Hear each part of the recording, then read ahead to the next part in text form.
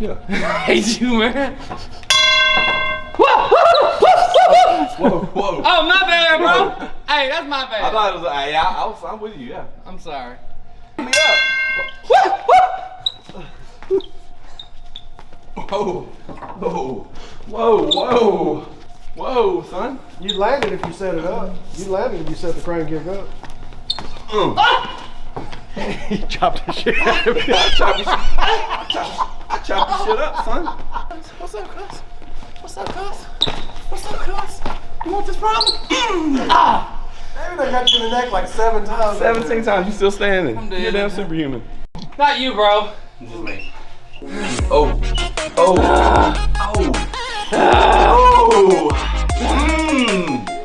Damn, you look like man. Pain. Like the best of them. Oh, y'all seen that head shake? You didn't even see that. Damn. I did so fast the camera couldn't even catch it. Let me do it again.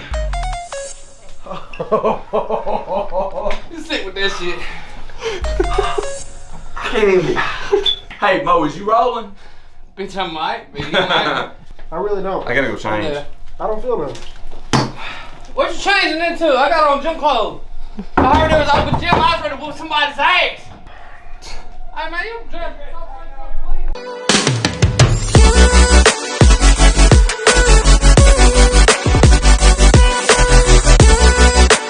I do my spill on why pin escapes are so important every time. I did it all last week. I'm gonna talk about it this week a little bit too. The reason they're so important is for 2 reasons. Number 1, it's worst case scenario, right? When somebody gets you in back control or in a pin, mount, side control, north, south, whatever, it's a really bad scenario to be in from a self-defense standpoint. But then also, you need to look at it from a confidence standpoint. When you're on top or when you're in guard, you're gonna be way more likely to pull the trigger and go for things if you know your pin escape game is really, really good. So what we're gonna talk about today is mount. This is one of the most important positions. I don't really care what level you're talking, but especially for like debut amateurs, people that are not really seasoned, I'd say that about 70 to 80% of debut amateur fights end in rear naked choke. And the reason that is because they go to the ground, they immediately try to go to mount, somebody starts punching them from mount, and they turn and they give their back up.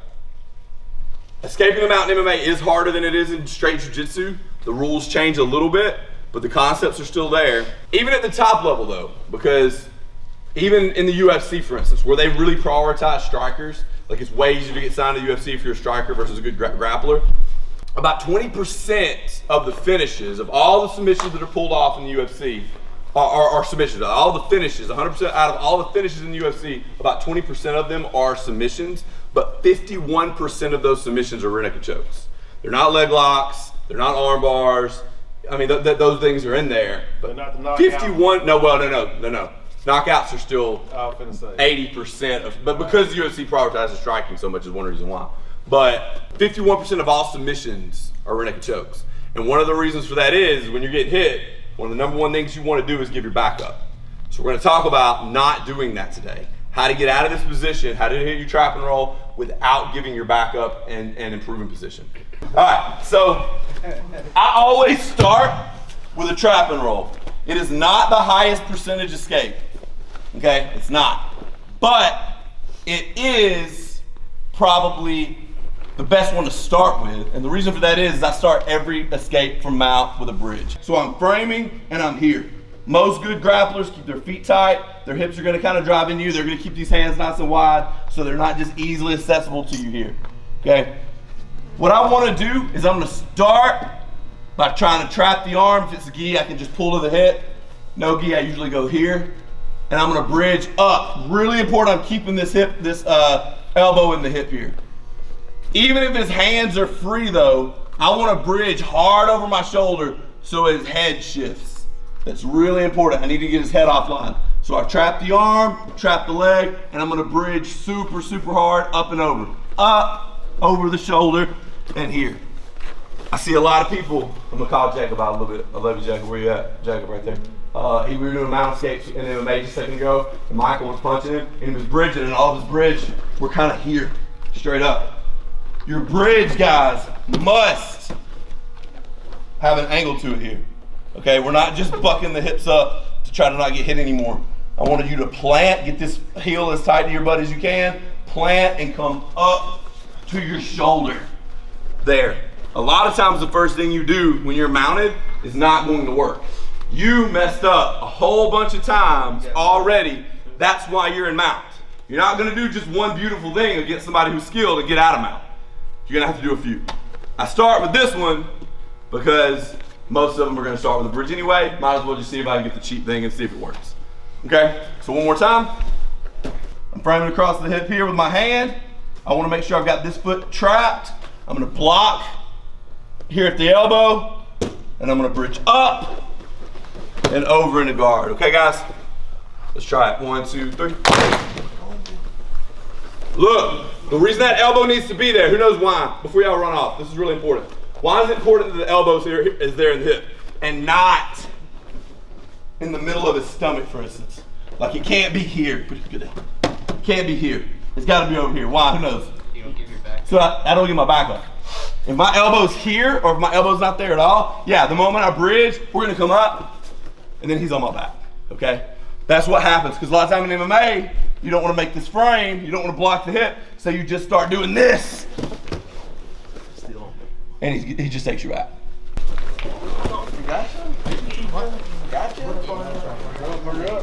Probably. We out here. Teaching that day one. That's what I learned in my first Jiu-Jitsu class. 13 years ago. Something like that, 17, something like that. July of 2008, I think.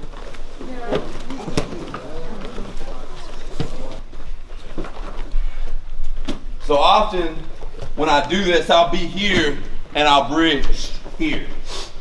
Kind of in motion. I'm not going like, just go ahead and posture down. I'm not teaching anything from you postured up.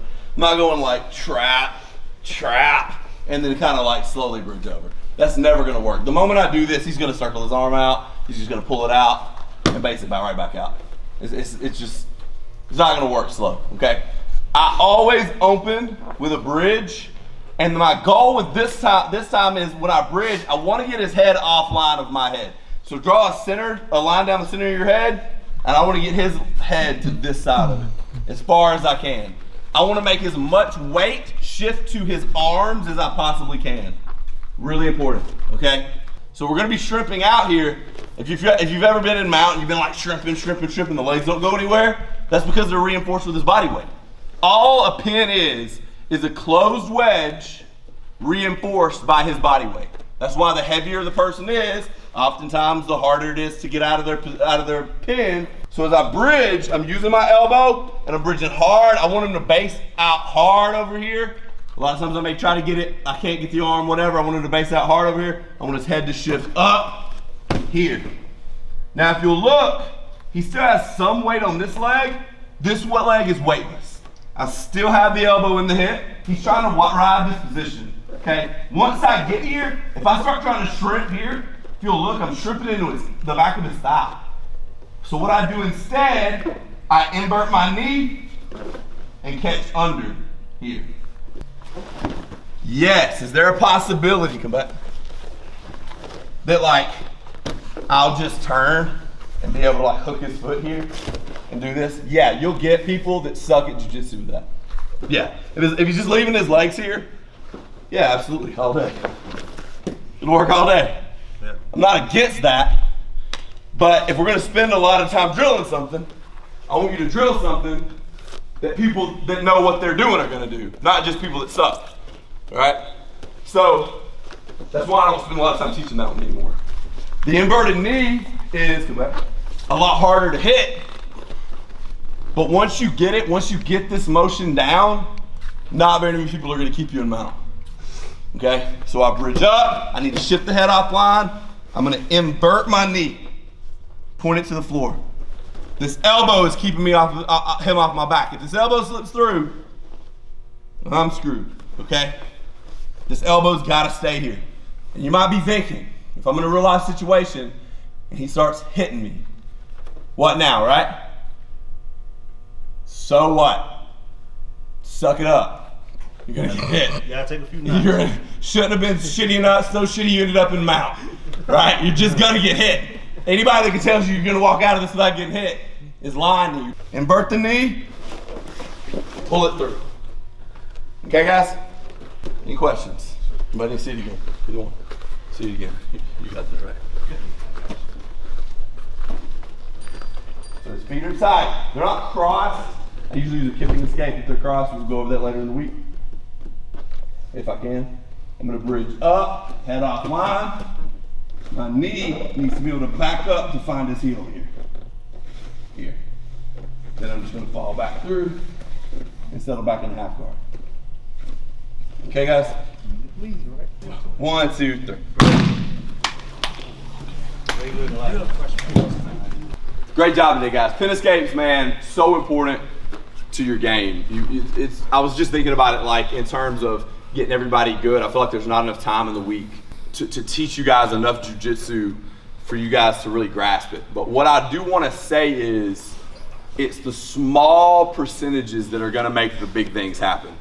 It's the little things. It's being consistent over a very long time, not coming in and blowing it up in 1 or 2 days. You will not rise to the level of your goals. You will always fall to the level of your systems. You will always fall to how many days a week you're training, to the processes. That's what's going to be the difference maker. It's the little systems that are going to get you there. It's the little things that you're willing to do monotonously for years that's going to be the difference maker. Spending one more round after class on a roll, giving 20% more, you're doing 1% better in your training session every single day. Doing something that's going to make you 1% better at the end of the year. Just a little thing. One extra roll. Spending a little extra time at the end of the night drilling. Working on something that makes you just a little bit better over a long enough time. That's going to be the difference between you guys that become champions, that become black belts, and the ones that end up quitting. What percent? I think you're more likely to walk outside and meet a murderer than a black belt, statistically. I'm pretty sure that's true. That's like a real statistic. There's statistically high. There's a higher probability of you walking outside and running into someone who's murdered someone than someone who's a black belt in jiu-jitsu. Columbus for sure. Well, for sure. I just mean normal places. Columbus, that's just a good possibility. That's going to happen anyway. There's probably a few of us in this room. Oh, y'all in this room. I want you guys to focus on processes, systems, and trajectory. In every area of your life. In every area of your life, focus on trajectory. If you're a millionaire that's spending more money than you make, you're going to be broke eventually. But if you're broke and you're making more money than you spend, you'll be rich eventually, right? If you're working hard and maybe you're fat, you're out of shape, and you suck at jiu-jitsu right now, those things may all be true of you right now. Focus on trajectory. What little things can you implement right now to your game, right now to your daily life that's going to get you where you want to go? Let's get out of here, guys.